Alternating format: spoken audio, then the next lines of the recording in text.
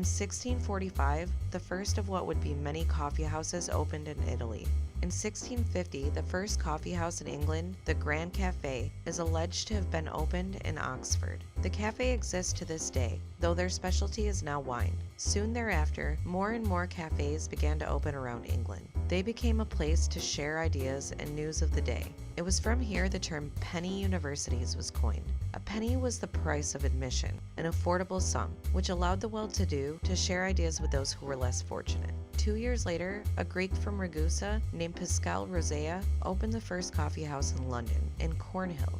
In 1668, Edward Lloyd opened his famous coffee house in Lombard Street, London, which soon became a popular congregation for shipowners and sea merchants. 1668 was a pivotal year in coffee's adaptation in North American culture, as this was the year that New York City's favorite breakfast drink beer was replaced by coffee. Pascal Rosea, after opening the first coffee house in London, also established the first coffee house in Paris, France in 1672. The cafe stood alone as a coffee outlet in the city until Café Per Cup opened in 1686. Café Per Cup is still in existence and boasts a history of being the gathering place of historic figures such as Voltaire, Denis Diderot, and Rousseau. Café Per Cup will also argue its right as the birthplace of the encyclopedia, the first modern encyclopedia.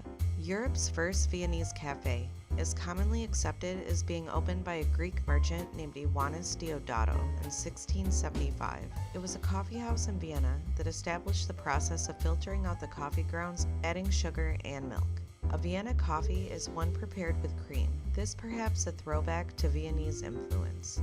It was circa 1690 that the coffee plant was smuggled out of the Arab port of Mocha by the Dutch and transported and farmed in new colonies in Ceylon and Java. Java is now a well-known bean origin. The mayor of Amsterdam gave Louis XIV of France a small coffee bush as a gift in 1714.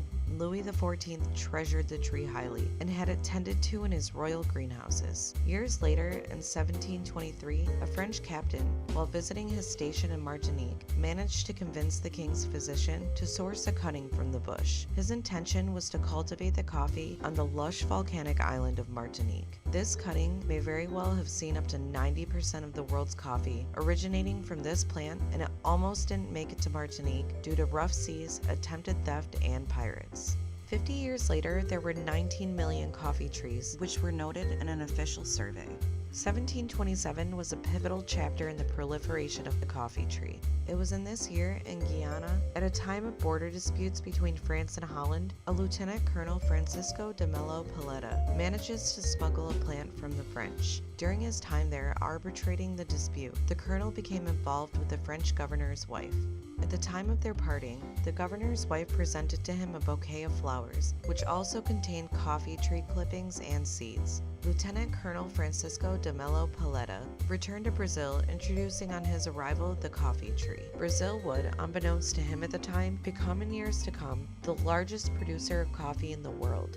In 1773, it was declared at Boston Harbor in the U.S. that it shall be every American's patriotic duty to drink coffee. After heavy taxes were imposed on tea exported to America, colonists in the new nation began to revolt by throwing tea into the Boston Harbor, thus the name Boston Tea Party. This action by the Boston Tea Party not only set the wheels in motion for the revolution, but it also led to the adaptation of coffee as America's choice drink. On August 11, 1903, Satoru Kato, a Japanese chemist working in the U.S., filed for patent the coffee concentrate and process of making same, the first patent for instant coffee. That is not to say water-soluble coffee was not in existence at the time, although it had a very short shelf life and went rancid very quickly. It was due to this that the idea of instant coffee disappeared as soon as it emerged prior to Satoru Kato. Subscribe to our channel to stay tuned for our weekly videos, or visit our website at www.lensebooks.com.